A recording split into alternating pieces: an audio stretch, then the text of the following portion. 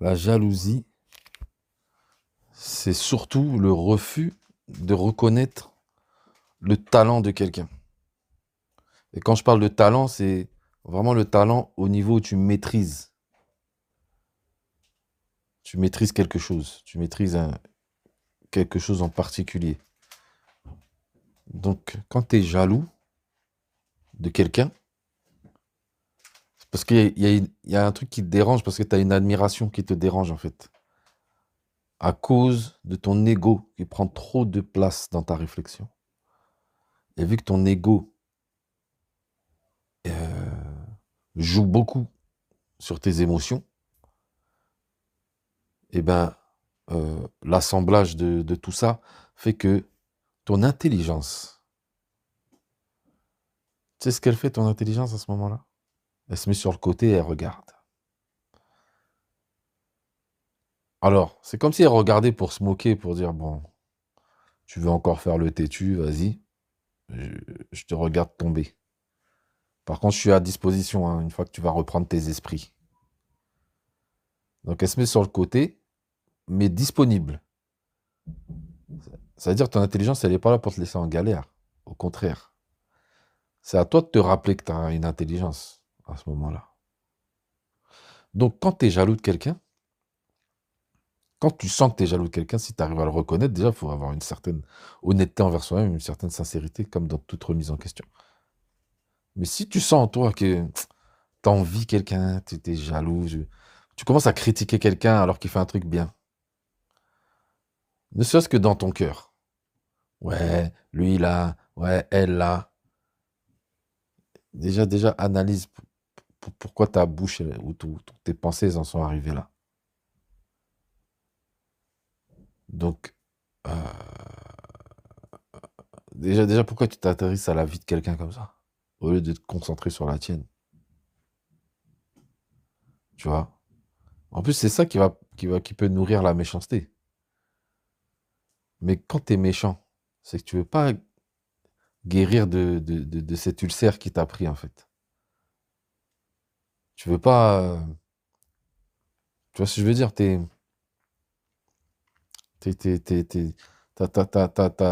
T'as des cellules cancéreuses qui se développent, tu vois? Mais tellement tu fais jamais d'analyse de toi-même.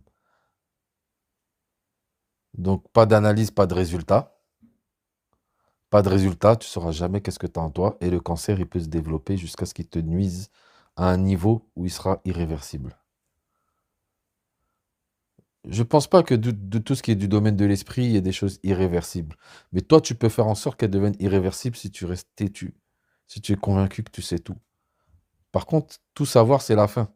Je comprends pas que les gens veulent abréger leur vie comme ça. C'est pas bon de tout savoir. Il faut toujours avoir des choses à apprendre. Et les gens intelligents, les gens qui ont de la sagesse, veulent toujours apprendre.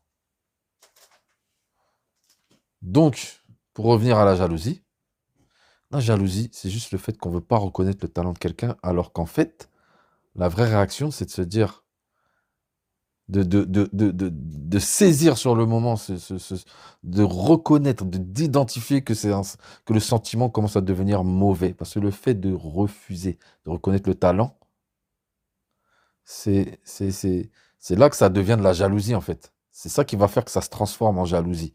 C'est ce refus qui va nourrir cette transformation, cette mutation, qui fait que le sentiment va se transformer en jalousie. Alors, et il faut savoir identifier ça. C'est pour ça que c'est important de bien se connaître. Une fois qu'on identifie ça, on l'attrape avant qu'il s'échappe. On l'attrape bien fermement.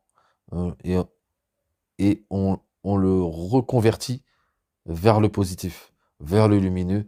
Et de se dire, en fait, cette personne a des choses à m'apporter. Il vaut mieux que j'apprenne d'elle, que je commence à la haïr en trouvant des arguments, en justifiant ma haine, en fait. La pire des choses à faire dans sa vie, c'est de justifier la haine.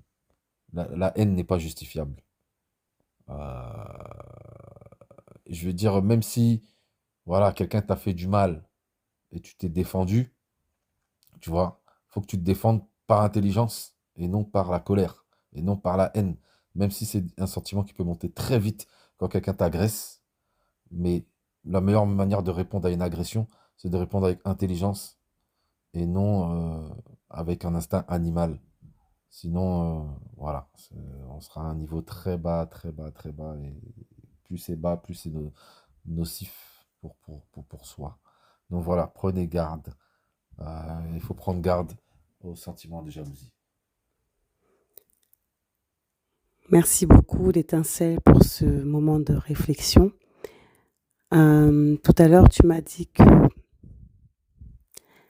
tu avais eu comme une révélation, une lumière, et ça m'a beaucoup travaillé.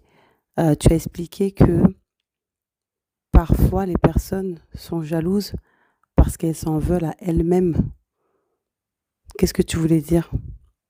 Elles s'en veulent à elles-mêmes de ne pas avoir réussi à faire aussi bien que les personnes qu'elles admirent. Est-ce que tu peux développer ce raisonnement, s'il te plaît? Non, il n'y a pas grand-chose à dire là, tout a été dit, hein.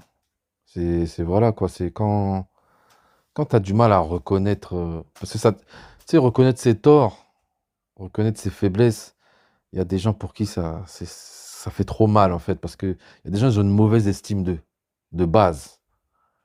De base, ils ont une mauvaise estime d'eux. C'est-à-dire déjà, ils ont un travail à faire pour retrouver une bonne estime d'eux. Ça veut dire, c'est quelle valeur tu te donnes en fait.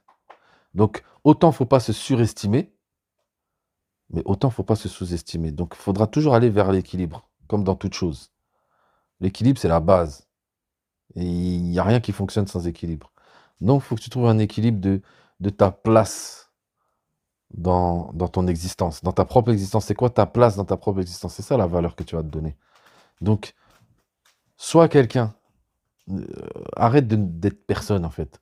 Parce que si ça te fait mal, c'est que tu considères que t'es pas assez bien ou que t'es rien, t'es insignifiant.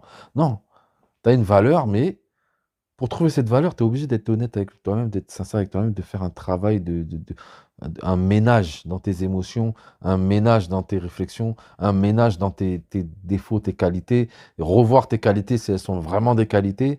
Après aussi, tu peux être atteint d'un orgueil de bienveillance. Ça, c'est pas un truc qu'on parle beaucoup, mais ça existe.